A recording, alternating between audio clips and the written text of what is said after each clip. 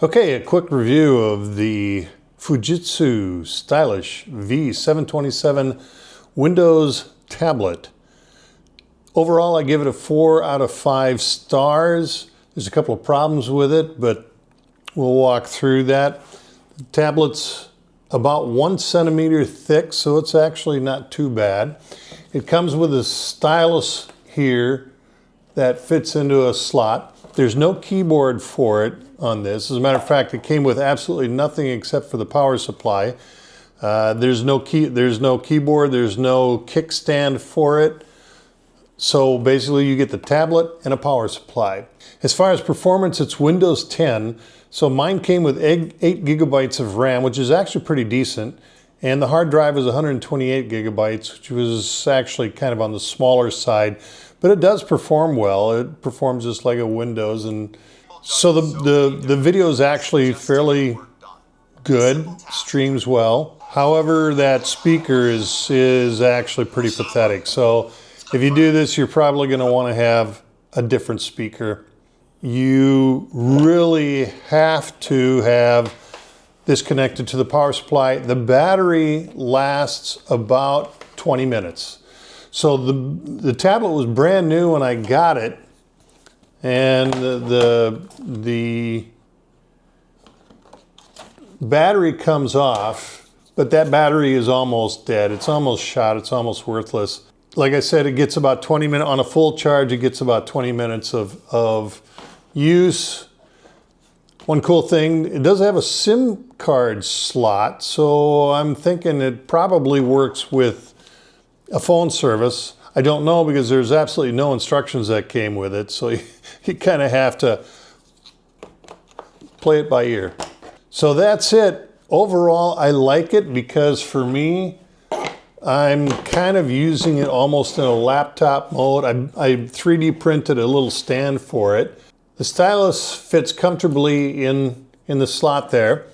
And since it doesn't have a keyboard built into it, there is a virtual keyboard on the bottom, so you can type in what you need to. It's got all the controls, but you have to do it with the stylus. But since it doesn't come with a keyboard, what I did was I bought a Bluetooth keyboard and a mouse, and it came as a set. And it connected up fairly well. I was able to connect right away with the Bluetooth keyboard and the Bluetooth mouse. It is almost like a fully functional computer, 8 gigabytes of RAM, 128 gigabyte hard drive, so I can store some applications on it. I've already started populating a few applications, and everything is working fine. So again, overall, I give it a 4 out of 5 because one, it's the bare tablet, but also because basically my battery is shot. I have to keep it powered off of the power supply, and it does come with a power supply, so that's good. But perhaps it's just mine, but the battery depletes in about 20 minutes, so that's really not functional. It's not usable for a tablet. But I like it for what it is. It's cheap, so I may actually buy another one just as kind of a backup.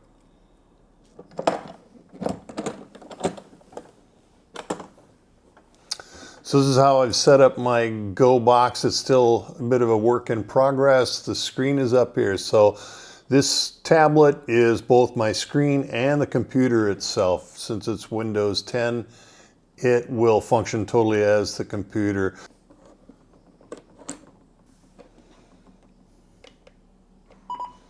This is the Kenwood TM-D710GA, fantastic 2 meter, 440, 70 centimeter radio.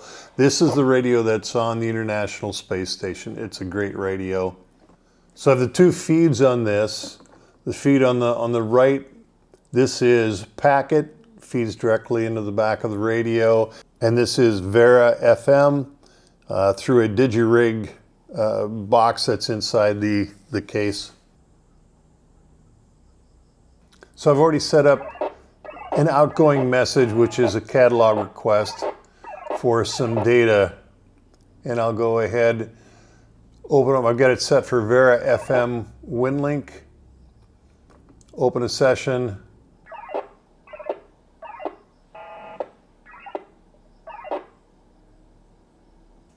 And it disconnects. It's already sent my request.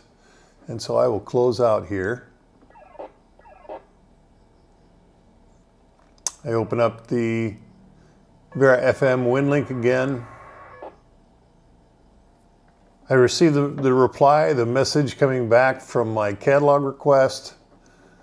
Let's close out the VARA FM here. And there's my request at the top of the list. It was just a data request on WinLink nodes. So it's working extremely well for my WinLink packet EMCOMM Go kit, and I'm very pleased with the performance.